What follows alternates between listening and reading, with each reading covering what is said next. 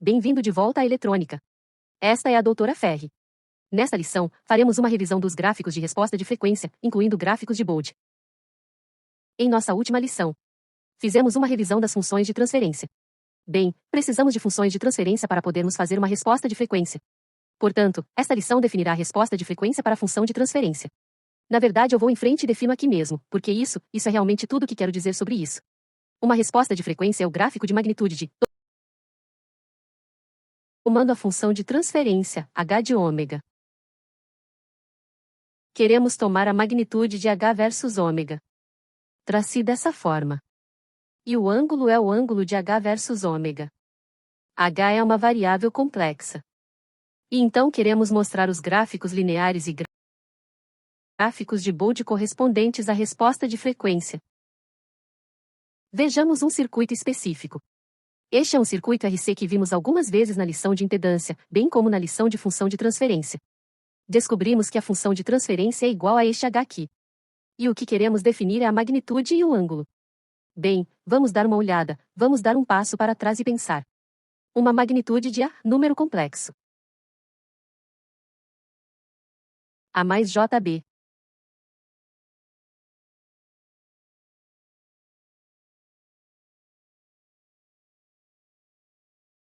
A magnitude de 1 sobre mais JB será 1 sobre a raiz quadrada da parte real ao quadrado, que é A ao quadrado mais a parte imaginária ao quadrado, que é B ao quadrado. Então, neste caso específico, B é igual a RC ômega, isso é o que multiplica J, e eu tenho isso ao quadrado. E então o número real no denominador é 1, então isso está ao quadrado bem aqui. Então a magnitude é essa. Agora o ângulo 1 sobre mais JB em vez disso, o ângulo disso é menos arco tan.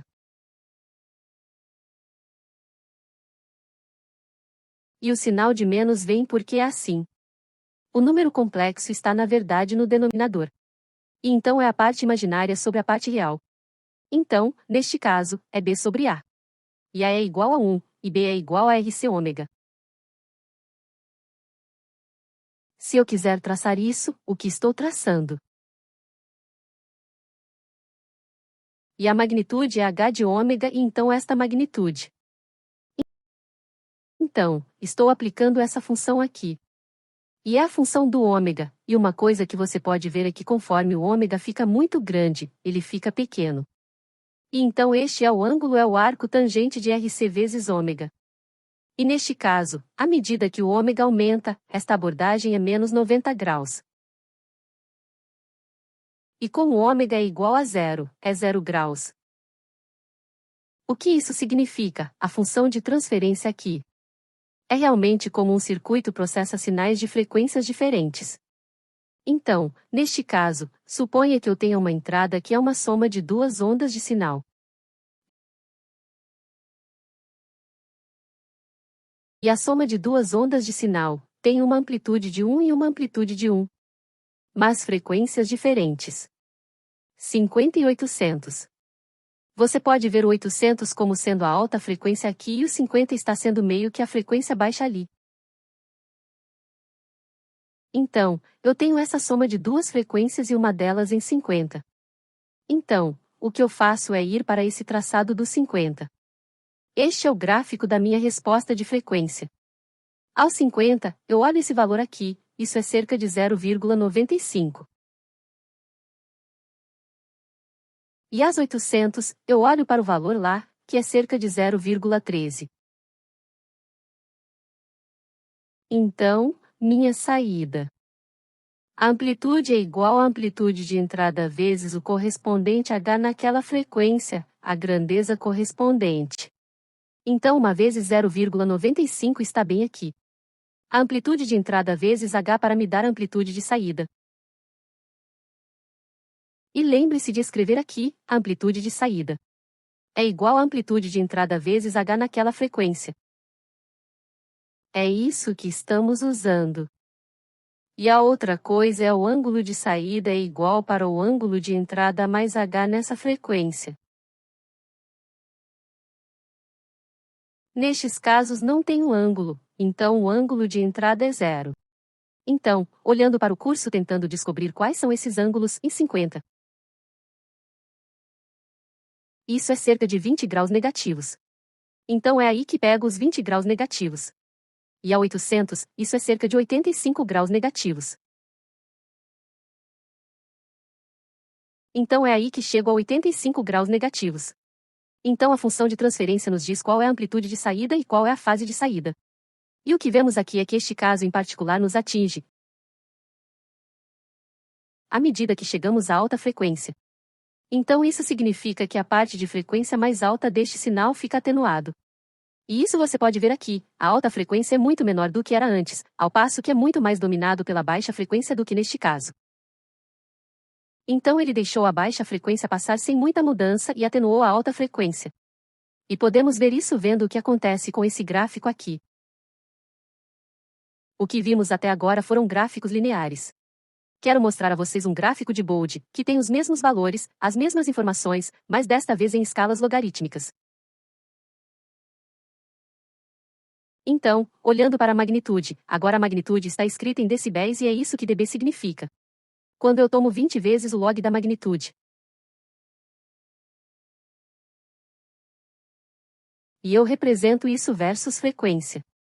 Radianos por segundo ou hertz, em uma escala logarítmica. Então vou definir o que é uma década. Eu olho para esse valor, é uma frequência e 10 vezes a frequência. Isso é uma década. Então é ômega 10 vezes ômega.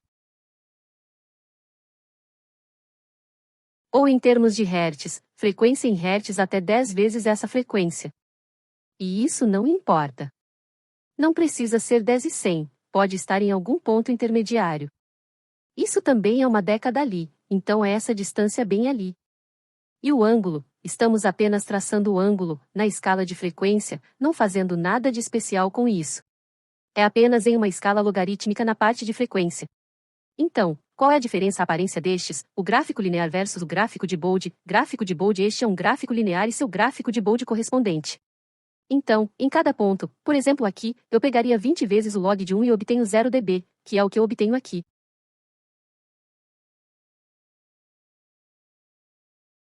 É aqui que isso vai para 0 dB. Aqui estou em 0,1. Então, 20 vezes o log de 0,1 é igual a menos 20 decibéis. E é aí que temos menos 20 decibéis aqui. Então isso é 1000 radianos por segundo. Isso é 10 elevado ao cubo, 1000 radianos por segundo.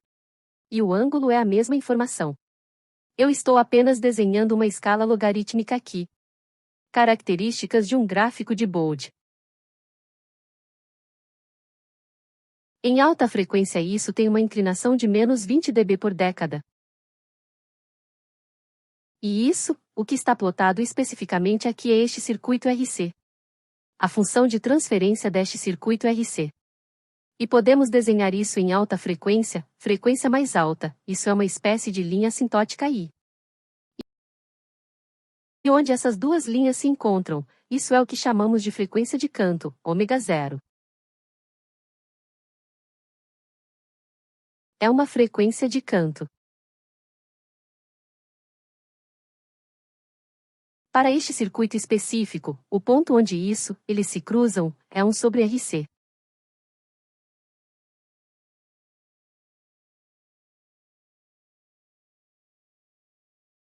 Agora o que acontece no ângulo vai de 0 graus para menos 90 graus à medida que você aumenta a frequência. Isso, então, se estabiliza em menos 90.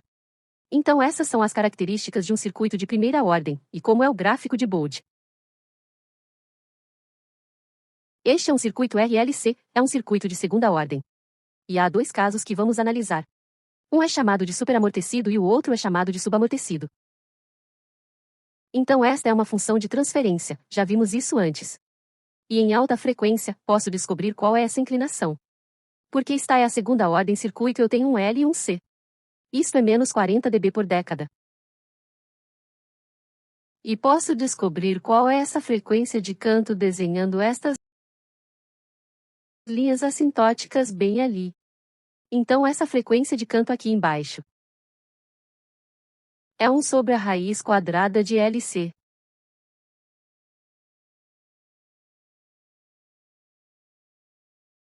Essa é a frequência de canto.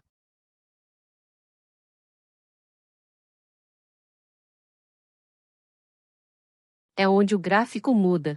Agora, o ângulo vai de 0 graus a menos 180 graus. À medida que passamos de baixa frequência para alta frequência. Então, no caso subamortecido, estamos fazendo a mesma função de transferência. E podemos chegar a esses mesmos resultados. Curvas assintóticas.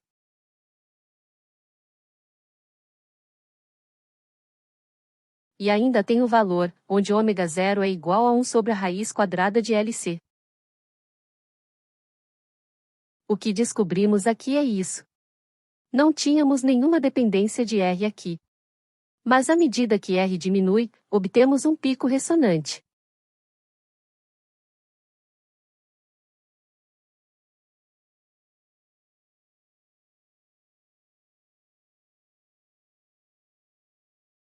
Para R grande, o que vimos no caso anterior, ele superamorteceu.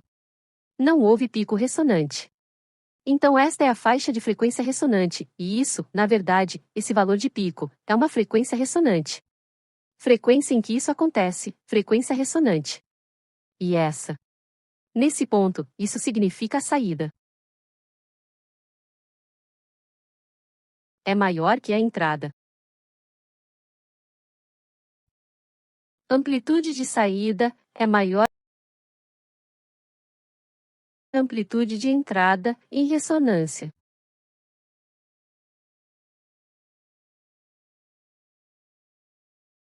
Na região de ressonância, em termos de quanto menor for R, maior será.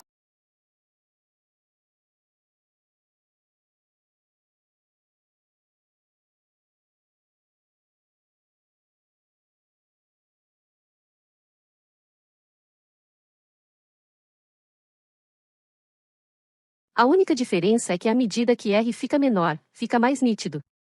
Em termos de transição de fase. Transição mais nítida. E novamente vamos de 0 graus a menos 180 graus no ângulo. Então esse é o caso de amortecimento sempre que temos esse pico ali. Então, em resumo, definimos uma resposta de frequência. É um gráfico da função de transferência versus frequência. Em particular, estamos observando a magnitude e o ângulo. Podemos usá-lo para determinar a resposta senoidal em estado estacionário de um circuito. Em frequências diferentes. E o ponto principal da função de transferência que é a resposta de frequência é entender como o circuito processa sinais de diferentes frequências. Atenua frequências em determinadas faixas. Ou amplifica sinais, ou torná-los maiores. Como no último caso com o pico ressonante tivemos a saída maior que a entrada. Se dermos uma olhada na função de transferência e plotá-la, em outras palavras, observe os gráficos de frequência, podemos entender o que está acontecendo. É amplificador ou atenuante? E se sim, em que faixa de frequência? Então isso encerra nossa série de lições que são revisadas. E no próximo módulo iniciaremos a parte eletrônica normal. Obrigada.